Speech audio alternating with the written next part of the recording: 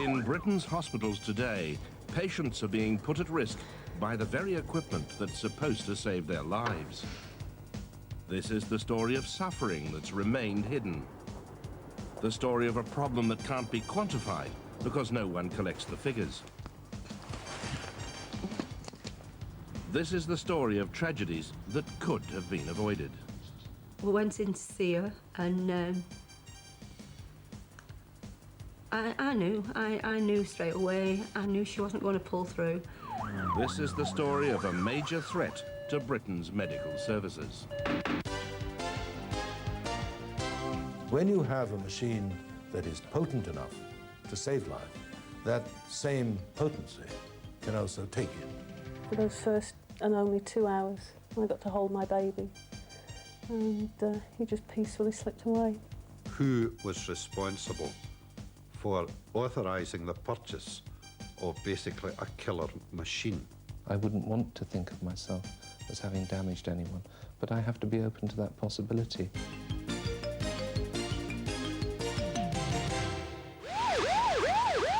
Most medical procedures work perfectly well, but even a relatively small number of failures adds up to a large number of personal tragedies.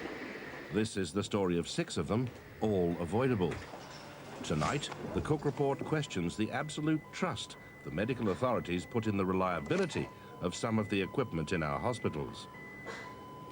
Intravenous pumps designed to administer drugs have led to the deaths of at least 17 patients. Hundreds more have suffered near misses in the past 10 years. Machines designed to resuscitate heart patients have failed because the staff didn't know how they worked. Baby scanners have been incorrectly set and misread with fatal results. All too often these days, doctors and nurses are forced to use equipment which is on occasion useless and can even be dangerous. Patients have been injured and also killed when hospital staff have been confronted with machinery for which they've had inadequate training. Machinery which is complicated to use, badly designed and prone to malfunction. Katrona Henderson went into hospital for a routine gallbladder operation. The operation was carried out successfully at Ayr Hospital in Scotland. Straight afterwards, she was connected to a pump known as a syringe driver to give her controlled amounts of a painkiller called fentanyl. Her father says that just before visiting time that evening, she asked a young nurse to change her nightgown. To do that, the young nurse had to disconnect the tubing from the syringe driver, feed it out through the sleeve of the nightgown she was wearing, and do the reverse procedure to get her set up again with her new nightgown and the machine reconnected. And I think it came out in the inquiry, and there was no doubts about it, the young nurse made a mistake at that point in time. Her visitors arrived just shortly after 7 o'clock, and within no more, I think, than 5 minutes from the time they arrived, when she was reasonably bright, her last words that she said to her visitors were that she could not see properly. They assumed that she was still under the influence of the anaesthetic. They did not know that she'd been sitting up bright as a button prior to them arriving. And neither did they know that the mistake in reconnecting the pump would have deadly results. She had got a complete 12-hour supply of fentanyl in as many minutes.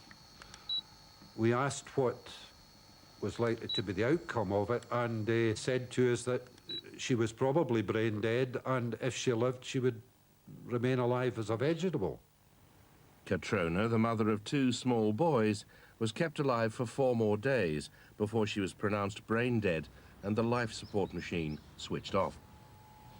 Medical staff were questioned closely about the operation of the pump at the Scottish Sheriff's inquiry which followed her death. None of the nurses proved to us that they were in any way competent in the use of this particular machine.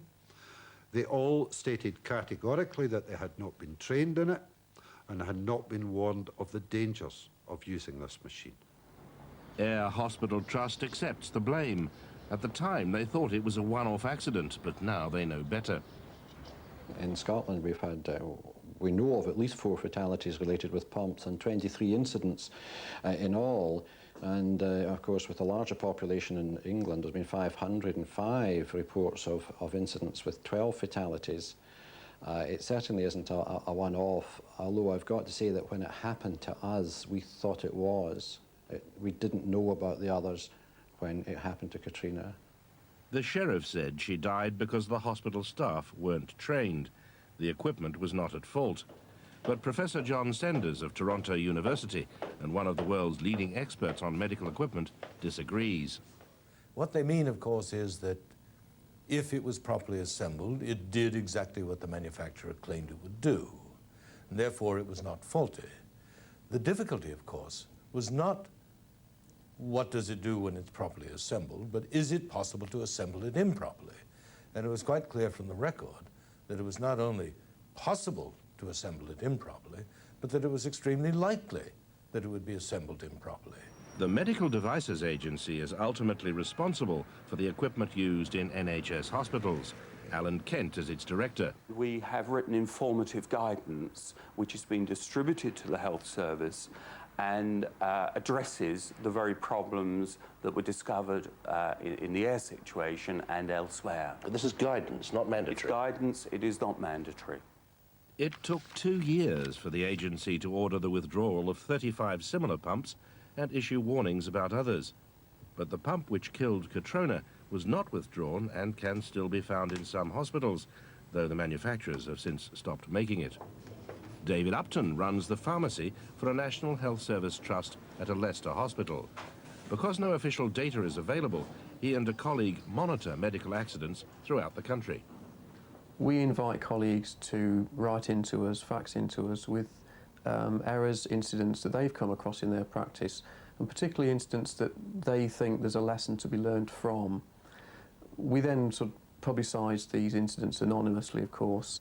Professor Senders believes the lack of information worldwide perpetuates mistakes. The solution to most of these problems would be in a global database in which every single incident that either did or might have threatened the safety or life of a patient is reported in full, with every machine named, every error in the design identified, and so on, in order that one could begin collating and collecting the information needed to advise people who use such machines what to watch out for. Here in Toronto, you could argue that they care more than most about the prevention of operating theatre disasters. For this is one of only 3 cities in the world at the moment in which theatre staff can test their skills in an emergency with the help of a sophisticated simulator, in which the only death to follow an uncorrected mistake would be that of a rather lifelike dummy.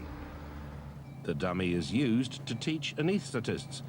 Its computer-controlled heart, lungs and blood pressure react to every medical move. We've created a situation where the anaesthetist will give a drug and a drug reaction will occur. The surgeon will ask the anaesthetist to give an antibiotic. After the antibiotic has been given, the patient will develop an anaphylactic reaction. So at this point, the anaesthetist is now giving the antibiotic to the patient. I have to wait until the antibiotic is into the mannequin's circulation, and in about a minute or 2, I will trigger the drug reaction, and the blood pressure is slowly starting to fall. As the anaesthetist continues to watch the physiological monitor, the change in the blood pressure and heart rate should trigger a search for the underlying problem. The anaesthetist reacts swiftly. He turns off the anesthetic and gives the patient 100% oxygen. Everything he does is replicated through the computer. Next, he tries increasing the fluids, but the patient doesn't respond. He's losing the fight for life. In a final gamble, he decides to inject adrenaline. Slowly, the heart rate is lowered and the blood pressure begins to rise. This time, the trainees got it right, but they don't always. It's a very gripping experience. One hears the heartbeat accelerating rapidly and its size getting smaller, the breathing accelerates, and eventually the line flattens and the patient is dead. And when I was here not too long ago, one of my friends who is medically competent said in a rather plaintive voice, "Shouldn't we pull the sheet up over him?" Jane Shaw lost her first baby, Liam, because a midwife couldn't interpret signals from a fetal heart monitor. When she went into labour, Jane was wired up to a monitor to check the unborn baby's heartbeat. Twice, she says, her husband warned the midwife that the signal had changed, and twice they were told not to worry. The pregnancy had gone fine, so we were in hospital. We expected we'd have a baby at the end of it. We were in the hands of the professionals, and they knew what they were doing. But they didn't, and Jane Shaw's baby wasn't breathing when he was born. He was taken to a special care unit, but after 2 days of tests, they could detect no brain activity. Jane and her husband decided to take him off the life support machine. We went into a special room, and for those first and only 2 hours, I got to hold my baby, and he just peacefully slipped away. If the midwife had interpreted it correctly, if the midwife had at least accepted that my husband was raising concerns and had gone and got a second opinion, our son would probably be alive today. Professor Philip Steer, a leading obstetrician and paediatrician, used to run a special unit to test and evaluate fetal heart monitors for the NHS, but the Medical Devices Agency closed his unit down. Individual hospitals are now left to test and buy their own equipment. So, is he concerned?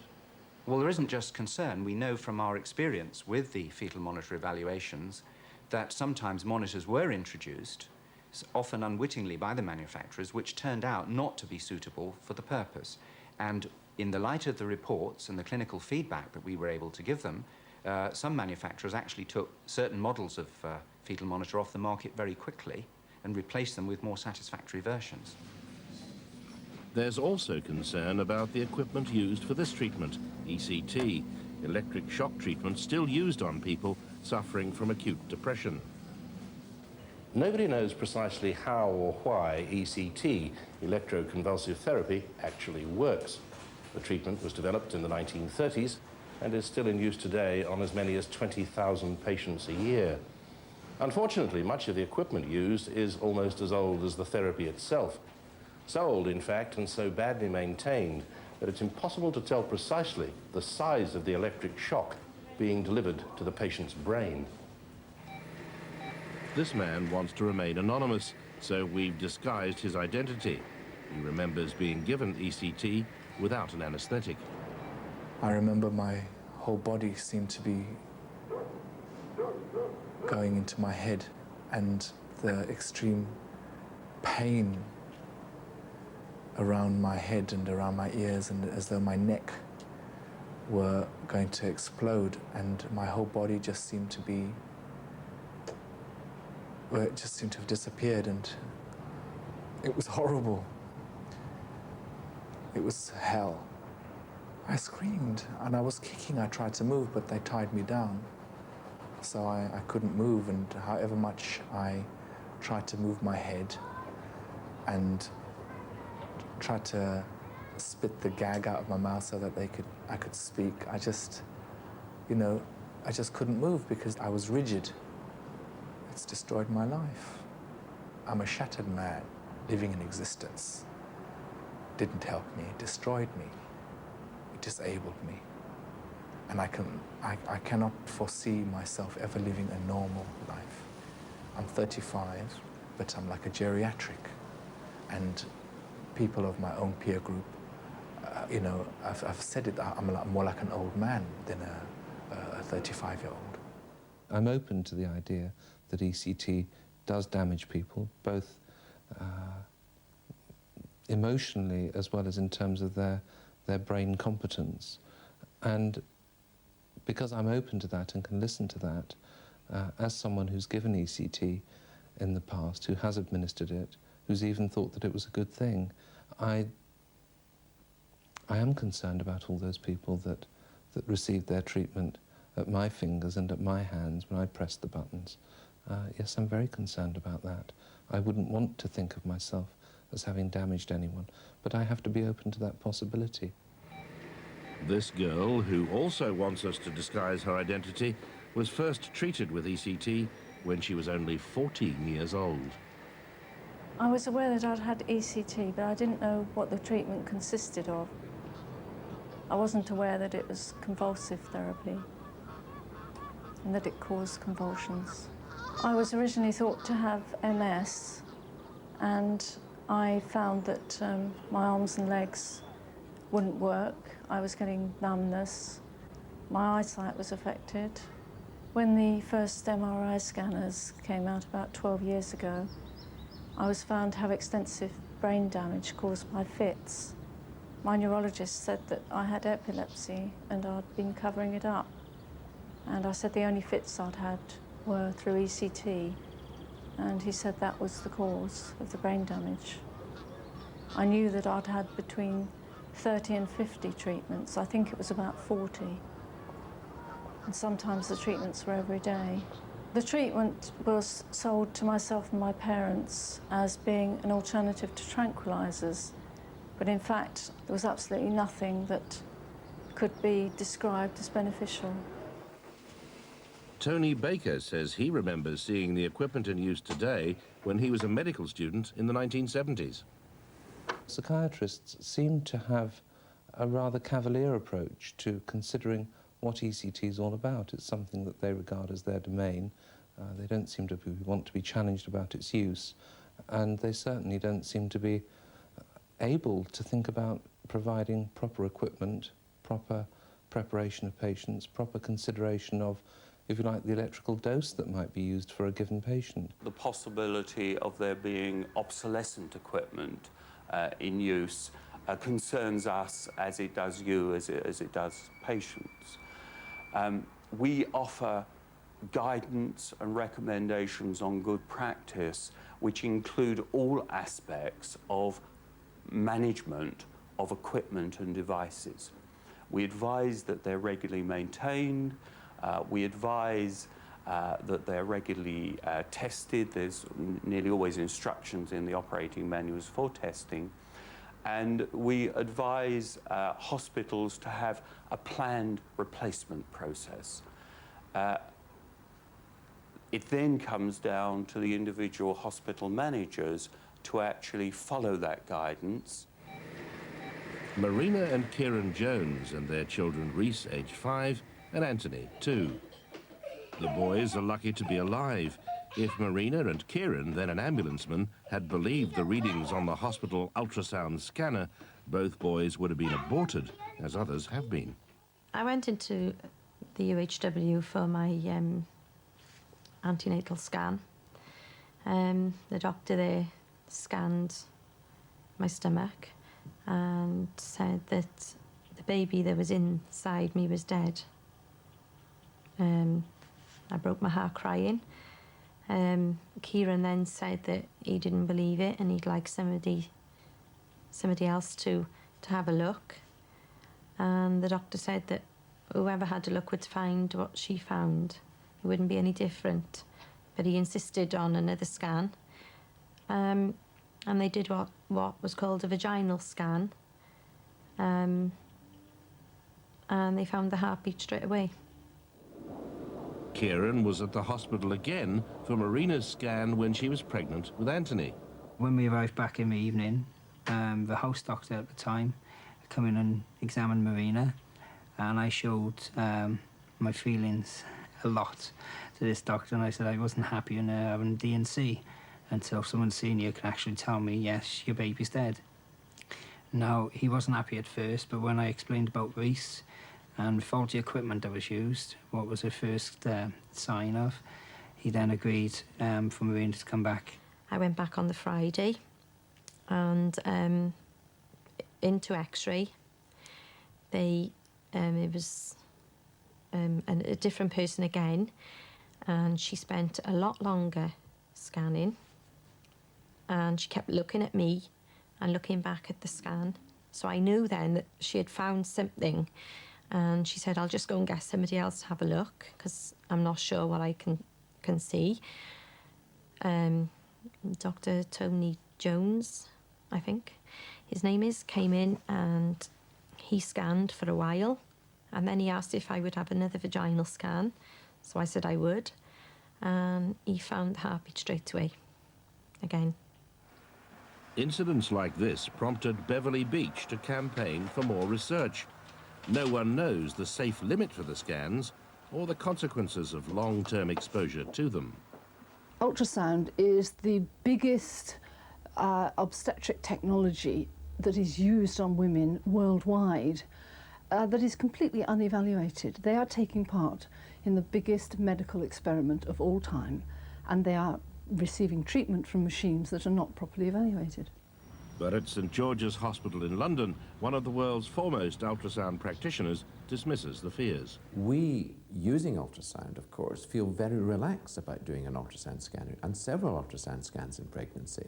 Maybe, of course, we shouldn't be quite so complacent, but the evidence to date is extremely reassuring. There is a lot of work going on worldwide to try and establish whether there is a sort of safety threshold of ultrasonic power. At the moment, none of that work has shown a level where there is danger, where there are dangers.